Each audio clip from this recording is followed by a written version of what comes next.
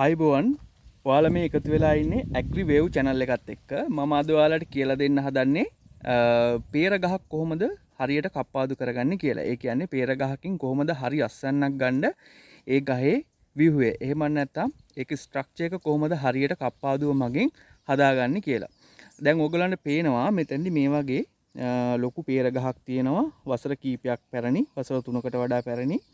එතකොට මේ peer ගහේ කොහොමද අපි කප්පාදුව අදියරෙන් අදියරේ කරගන්නේ කියලා තමයි මම ඔයාලට අද කියලා දෙන්න හදන්නේ. හරි. මේකෙදී අපි පළවෙනියට ඕන වෙන උපකරණ දෙකක් තියෙනවා. පළවෙනි උපකරණය තමයි සෙකටියර් එක. අපිට සෙකටියර් එකක් ඕන වෙනවා මේකේ අතු පොඩි අතු කප්පාදු කරගන්න. දෙවෙනියට අපිට ඕන වෙනවා ගාඩන් සෝ එකක්. ගාඩන් සෝ එක කියලා කියන්නේ මෙන්න මේ වගේ එකක්. මේක ඕන වෙනවා අපිට ලොකු අතු කප්පාදු කරගන්න. අපි මේ peer ගහේ මුලින්ම කඳ මුලින් පහතින්ම තියෙන දියරකිලි ටික මුලින් අපි කප්පාදු කරගන්න ඕනේ. අපි බලමු කොහොමද ඒක කප්පාදු කරගන්නේ කියලා.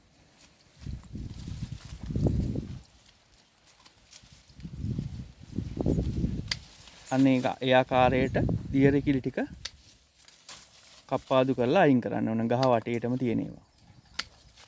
අන්න එහෙම.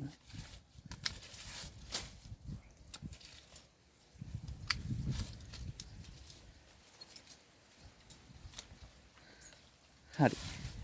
දැන් අපි දියරකිලි අයින් කරගත්තා. අපි මේ ගහ කප්පාදුවෙන් සකස් කරන්න යන්නේ ඕපන් වාස්. ඒ කියන්නේ මැද හිස් බඳුනක් විදිහට තමයි අපි මේ ගහ සකස් කරන්න යන්නේ. එතකොට වටෙන් මැදට එන අතු අපි කප්පාදු කරන්න ඕනේ. අපිට පෙන්වන්න මේ විදිහට කප්පාදු කරන්න යන අතු මෙන්න මේ වගේ. ආන් ඒ වගේ එකක් අපි කප්පාදු කරනවා.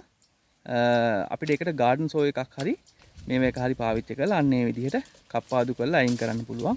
ඒ විදිහට යන අතු කීපයක්ම තියෙනවා. ඒවා කප්පාදු කරලා අයින් කරන්න ඕනේ. අන්න ඒ විදිහට.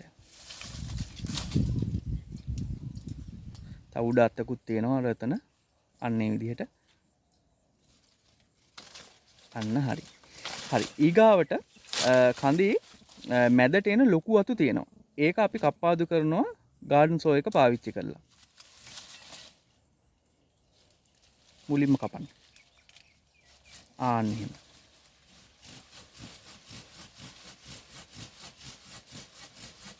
හොඳට තියුණු ගාඩන් සෝ එකක් පාවිච්චි කරන්න ඕනේ. අලුත් එකක් නම් වඩාත්ම හොඳයි. මෙන්න මේ විදිහට කඳේ ඇතුළට එන අතු අපි කප්පාදු කරලා සම්පූර්ණ අයින් කරන්න ඕනේ.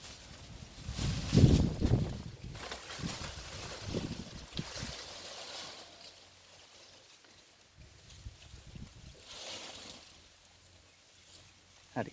දැන් අපිට වටේ පොඩි පොඩි අතු මේ නැටි කෑලි වගේ අතු බලා ගන්න පුළුවන්. ඒව කපලා අයින් කරන්න ඕනේ. අන්න ඒ විදිහට. ඒක මුලින්ම කපන්න. අනේක මුලින්ම කපන්න. ඒ ලොකු වත්තම කපන්න. ආන්න ඒ විදිහට. අන්න හරි. ඊට පස්සේ අර එහා පැත්තෙන් තව අපිට අතු දෙකක් පේනවා. ඒ දෙක කප්පාදු කරගන්න පුළුවන්.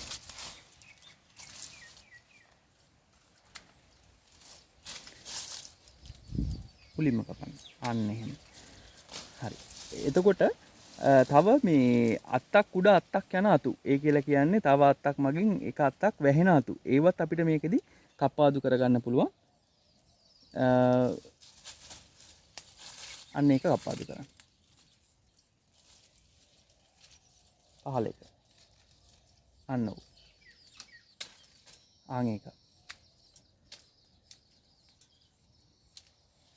අන්න හරි. එතකොට මේ පැත්තට ඇවිල්ලා මේ පැත්තේ ඒ වගේ මත්තක් තියෙනවා. ඒකත් අපිට හොඳින් කප්පාදු කරගන්න පුළුවන්. මෙන්න මේක. අන්න ඔක මුලින්ම කපන්න. ගාඩන් සෝ එක පාවිච්චි කරලා. ඔය අල්ලපු අත්ත. අන්න ඒක.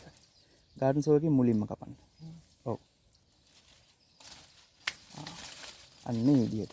එතකොට අර පොඩි පොඩි අතු ගිහිල්ලා තියෙනවා. ඒවත් අපිට හොඳට කපලා ගහ සුද්ධ කරගන්න ඕනේ.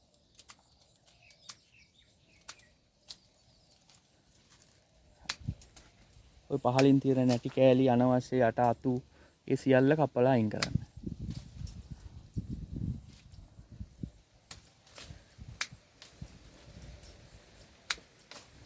අන්න ඒ විදිහට.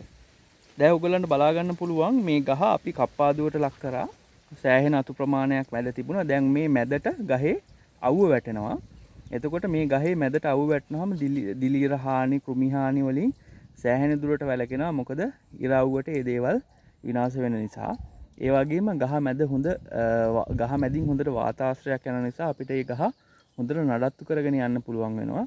ඒ ගහේ හොඳ සෞඛ්‍ය සම්පන්න ගහක් අපිට බලා ගන්න පුළුවන්. ඒ වගේම මේකේ හැදෙන ගෙඩි ඉතාමත් ක්වොලිටියෙන්, ගුණාත්මක භාවයෙන්, බරින් වැඩි ලොකු ගෙඩි අපිට මෙන්න මේ විදිහට කප්පාදු කරපු ගහකින් ලබා ගන්න පුළුවන්. මෙන්න මේ විදිහට යට අඩි 2-3ක් යනකම්ම අතු නැති ආකාරයට අතු 4ක් විතර ඕපන් වාස් විදිහට විහිදෙන විදිහට අපිට මේ ගහ නඩත්තු කරලා කප්පාදු කරගන්න සහ පුහුණු කරගන්න පුළුවන්.